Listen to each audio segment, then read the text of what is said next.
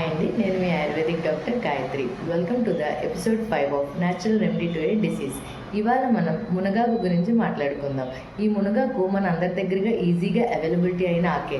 So దీనివల్ల చాలా uses ఉన్నాయన్నమాట. ఎప్పుడైనా మీరు యాక్నే లేదా పింపుల్స్తో సఫర్ అవుతుంటే ఈ మునగాకుని పేస్ట్ చేసుకొని ఆ పేస్ట్ని విత్ లెమన్ జ్యూస్ కానీ మీరు ఆ యాక్నే మీద ఆల్టర్నేట్ డేస్లో అప్లై చేస్తే చాలా యూజెస్ ఉంటాయి. అండ్ ఈ మునగాకు మన ఒబిసిటీని కూడా కంట్రోల్ చేయడానికి ఉపయోగపడుతుంది. జస్ట్ ఒక డ్రమ్ స్టిక్ని తీసుకొని కొన్ని పీసెస్ కింద చేసి అదొక 100 ml ఆఫ్ వాటర్లో బాయిల్ చేయండి. ఆ వాటర్ 1/4 అయ్యేంత వరకు వెయిట్ చేసి ఆ వాటర్ని every night or evening consume చేయండి. ఇది బాడీలో ఉన్న కొలెస్ట్రాల్ లెవెల్స్ని తగ్గించడానికి చాలా ఉపయోగపడుతుంది. అండ్ ఇన్ కంజక్టివైటిస్ అంటే కళ్ళకలకలు వచ్చినప్పుడు ఈ మొరింగా లీవ్స్ ఆర్ మునగాకుని తీసుకొని వాటిని పేస్ట్ చేసి ఆ పేస్ట్ని ఓన్లీ అరౌండ్ ద ఐ మాత్రమే చేయాలండి, నాట్ ఇన్సైడ్ ద ఐ. ఇది మాత్రం గమనించాల్సిన విషయం. కేవలం అరౌండ్ ద ఐ చేస్తే మీకు సూతింగ్ ఎఫెక్ట్లా పనిచేస్తుంది.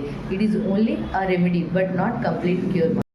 మీకు కానీ బోన్ స్ట్రెంత్ అవ్వాలి అంటే లేదా వీక్నెస్గా ఫీల్ అవుతుంటే ఈ మునగాకు లీవ్స్ని ఒక హ్యాండ్ఫుల్గా తీసుకొని వాటిని బాయిల్ చేసేసి అదొక సూప్ లాగా యాడ్ పెప్పర్ అండ్ సాల్ట్ కొద్దిగా యాడ్ చేసి ఒక సూప్ లాగా తీసుకోండి. సో దట్ మీకు బోన్ స్ట్రెంత్గా కూడా పనిచేస్తుంది. ఇది ఒక ఆఫ్రోడయాస్టిక్ అంటే ఏంటంటే వాజీకరణం డ్రగ్లో కూడా పనిచేస్తుంది. ఇది డిస్మెనోరియా అంటే ఏంటంటే ఎప్పుడైతే మనం ఋతుస్రావం జరుగుతుందో లేదా పెల్విక్ పెయిన్ ఉంటుందో పీరియడ్స్ అప్పుడు, హిప్ బ్యాక్ పెయిన్, ఆ టైంలో ఒక మొరింగా లీవ్స్ని ఒక హ్యాండ్ఫుల్ తీసుకొని అంటే చేతి నిండా తీసుకొని 100 ml ఆఫ్ వాటర్లో బాయిల్ చేసి ఆ 100 ml ఆఫ్ వాటర్ని 1/4 వచ్చేంత వరకు వెయిట్ చేసి ఆ వాటర్ని తీసుకోవాలి. ఒకవేళ కానీ మీకు ఎక్కడైనా పెయిన్స్ లాగా ఉంటాయంటే ఆ హ్యాండ్ఫుల్ ఆఫ్ మొరింగా లీవ్స్ని తీసుకొని వాటిని పేస్ట్ చేసేసి కళ్ళ ఉప్పుతో లేదా రాళ్ళ ఉప్పుతో వాటిని కలిపి దాన్ని ఒక హాట్ ఫర్మెంటేషన్గా కూడా యూజ్ చేయొచ్చు.